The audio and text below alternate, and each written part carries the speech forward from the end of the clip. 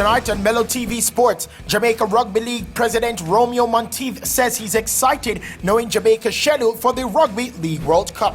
Cricket West Indies repays the loan given to them by England and Wales Cricket Board. And Juventus suffers short defeat at the hands of Udinese.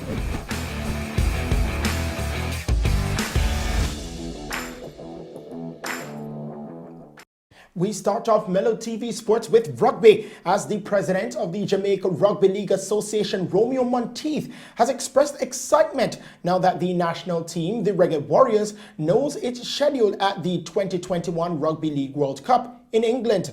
Jamaica is scheduled to open their campaign at their maiden World Cup against Ireland on October 24 in Leeds, and Monteith says they're excited. Yeah, the schedule of the games have come out now, and obviously we have Ireland first to open our campaign. We are very excited heading to this World Cup. I mean, the journey just to get there has been the real hard work, and now that we're there, it's all about representing Jamaica properly, and just letting the world know, a whole lot more that rugby league is here to stay in Jamaica, and that our national team is a force to be reckoned with. The Jamaica team is drawn in groups and will face 2008 winners New Zealand, Lebanon and Ireland in what Monteith calls a tough Group C. But we're just really excited about the draw, and of course we have the world #1 team, New Zealand, in our group as well, along with the one of the quarterfinalists from the last World Cup, Lebanon. So it's a tough group. We're the underdogs.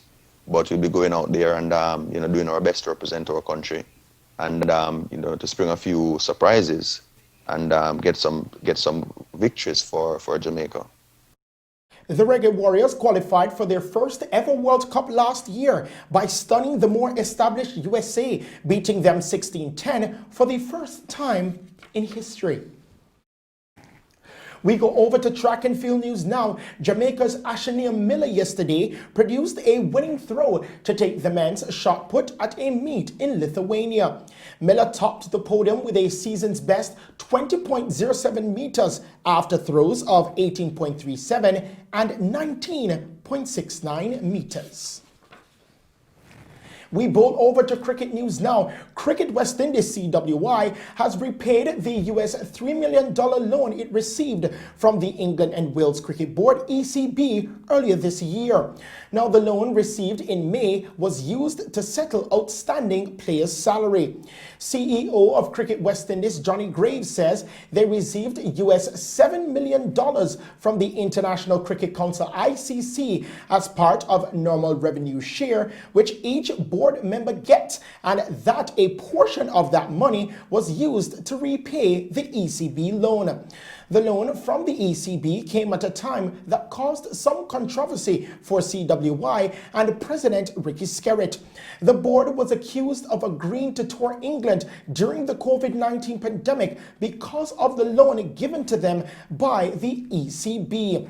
It was also suggested that the loan was given to CWI in return for support of Colin Graves, the ECB chairman, who is vying to become the chairman of the ICC. The ICC, however, revealed that it had not guaranteed the loan. Skerritt said the only precondition set for the tour was for the safety and security of his players, and once that was assured, the tour went ahead as it was part of the ICC's FTP agreement and the World Test Championship.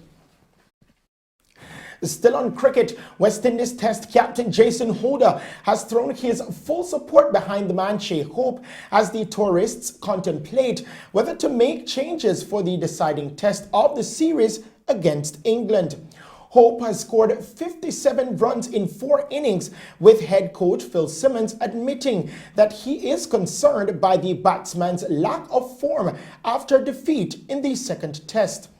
Since his twin hundreds at the Headingley 3 years ago, Hope has averaged less than 25 in tests, leading to calls that he has had more than enough chances. However, West Indies' only batting option is the uncapped man in Nkrumah Bonner, and Kohler gave his teammate staunch support when asked about Hope's poor returns, saying he has full confidence in Hope to get some runs in the third test, starting at Emirates Old Trafford tomorrow morning, Caribbean time. Holder said that the West Indies had yet to make a decision on their 11, preferring to wait until seeing the pitch in the morning, but confirmed that they would only be selecting from the players in the official 15-member squad rather than looking at options such as Joshua Da Silva or Shane Thomas from the reserve party. That may mean another chance for opener John Campbell to impress after scores of 28, 8 not out, 12 and 4. Holder's team holds the Wisden Trophy and only needs a draw to keep the silverware, but a win would secure their first Test Series victory in England since 1988, when a team led by the man Sir Viv Richards triumphed 4-0. West Indies won the Wisden Trophy by a 2-1 series victory over England in the Caribbean in early 2019. Finally, in the sports news tonight, Juventus must wait to claim a 9th successive Serie A title after they slumped to a shock 2-1 defeat at Udinese, with Saku Fofana scoring a stoppage time winner. Needing a victory to wrap up the title, Juventus produced another strangely subdued performance, but went ahead with a long-range shot by the defender Matthäus de Ligt 3 minutes before halftime. However, Elijah Nestrovski's diving header and Fofana's superb individual effort stunned the old ladies on a stifling evening. Juventus, who have only won one of their last 5 games, have dropped 18 points from winning positions this season, stays on 80 points, followed by second place Atalanta 74 and Inter Milan on 73, with 3 games each to play. Now the win took Udinese to 15th place on 39 points, 7 points clear of the relegation zone. And those are the stories making sports news tonight. We now head back to the news desk with Shelley and Hill.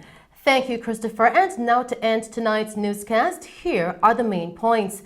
The autopsy report released to Jodie and Farron's family reveals that she died of complications to the heart.